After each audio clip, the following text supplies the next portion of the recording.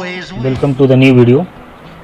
आज एक नया वीडियो लेके आया हूँ मैं, जिसमें साइंस रिपोर्टर अप्रैल 2019 का क्विज है, जिसमें हम विटामिन के बारे में 20 क्वेश्चंस पे डिस्कस करेंगे, जो कि काफ़ी इंटरेस्टिंग होने वाला है। तो आप लोग क्विज में कोशिश करें कि जब मैं क्वेश्चन पढ़ूँ तो आप आंसर खुद से दें, उसके बाद मैं आंसर बताऊँ तो आप चेक करें कि आंसर सही है या गलत है। तो चलिए शुरू करते हैं। क्वेश्चन नंबर 1 है, scurvy is caused due to the deficiency of. Scurvy एक बीमारी है मसूड़ों का, तो ये किस विटामिन की कमी के कारण होता है? इसका सही आंसर है vitamin C.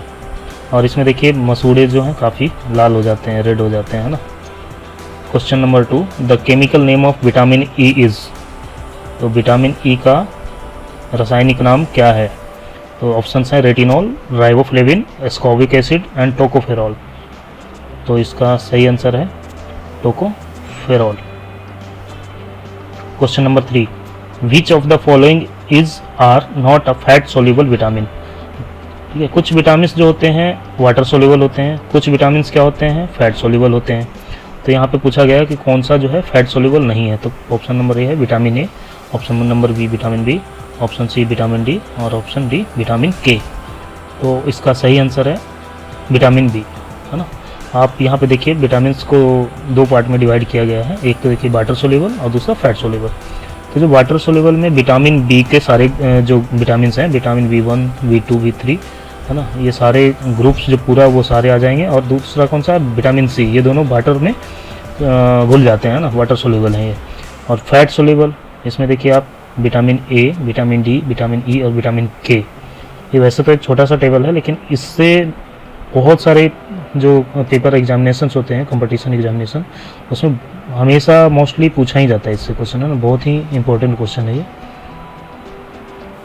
Question number 4, niacin is the chemical name of. Niacin कौन सा विटामिन का केमिकल नेम है?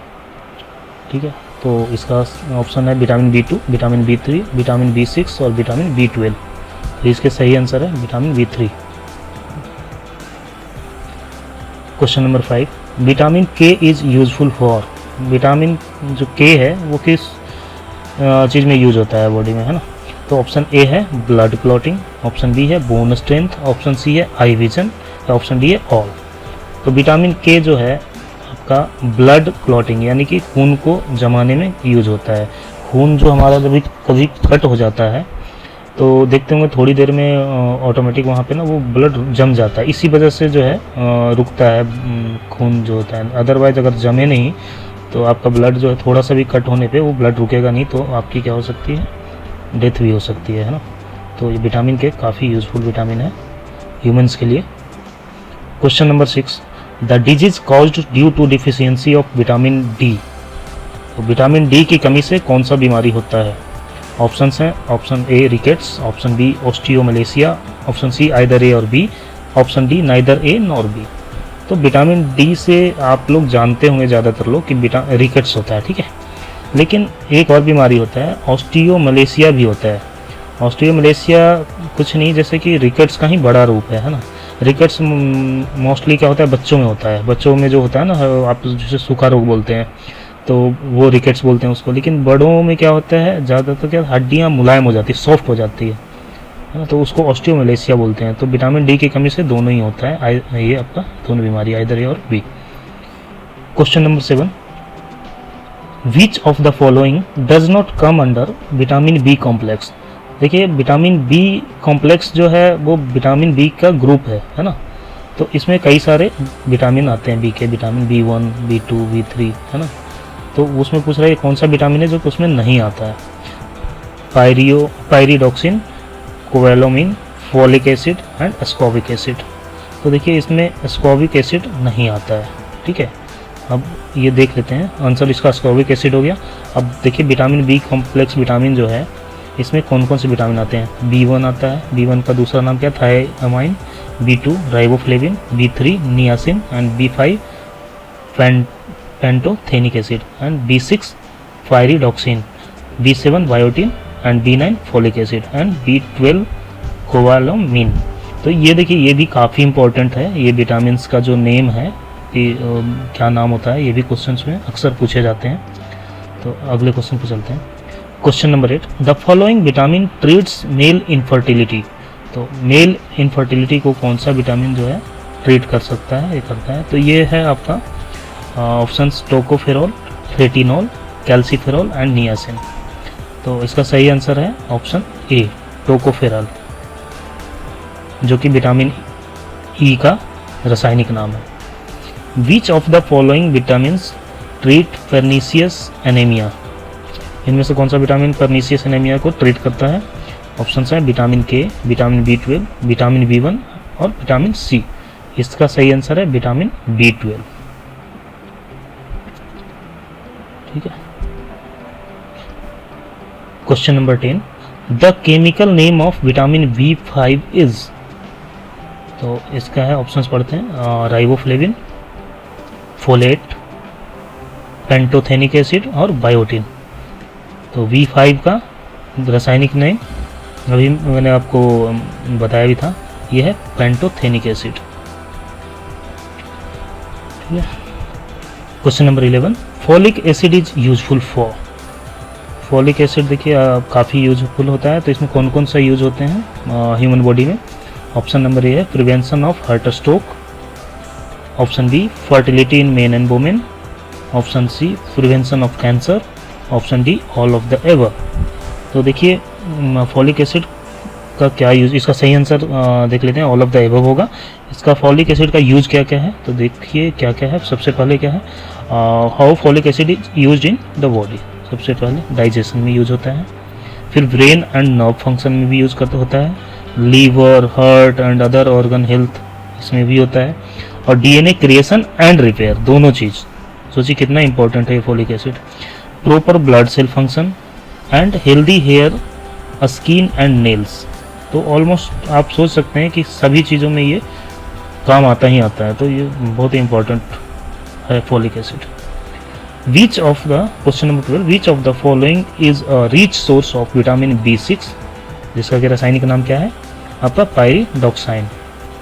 ऑप्शंस हैं, option A beef liver, option B chicken piece, option C potatoes and option D all of the ever.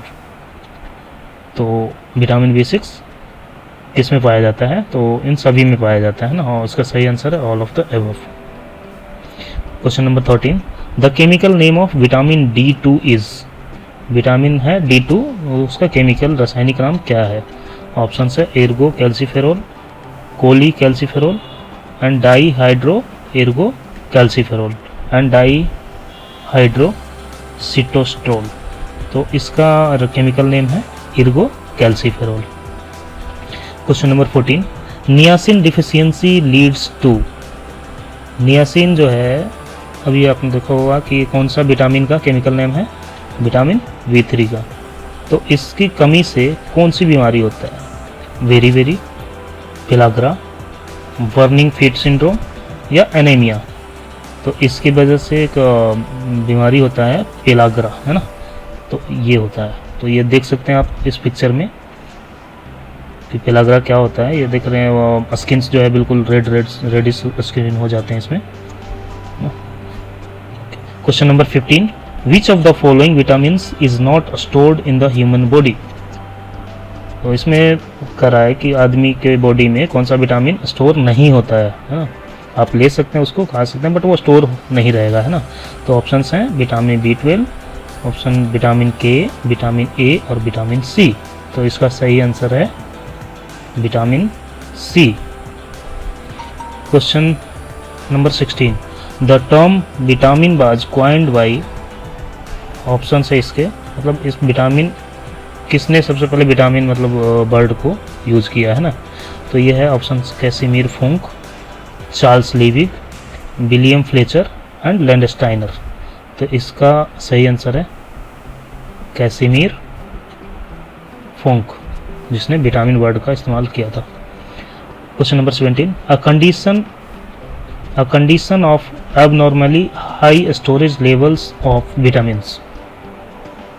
क्या कर रहा है कि मतलब बहुत ही ज़्यादा आपका विटामिन स्टोर हो जाता है, उस कंडीशन को क्या बोलते हैं? अगर बॉडी में बहुत ज़्यादा हाई विटामिन स्टोर हो रहा है तो हाइपोविटामिनोसिस ऑप्शन ए है, ऑप्शन बी है हाइपरविटामिनोसिस, ऑप्शन सी है नाइट ब्लाइंडनेस, ऑप्शन डी है वेरी वेरी। तो इसका सही आंसर है हाइपरविटामिनोसिस, जब आपके बॉडी में बहुत ही हाई लेवल में विटामिन स्टोर हो जाता है। Question number 18, which of the following vitamin is called anti sterility vitamin. इसके ऑप्शन है vitamin B6, vitamin A, vitamin E and vitamin K. तो एंटी स्टेरिलिटी विटामिन कौन सा है? विटामिन ई, सही आंसर।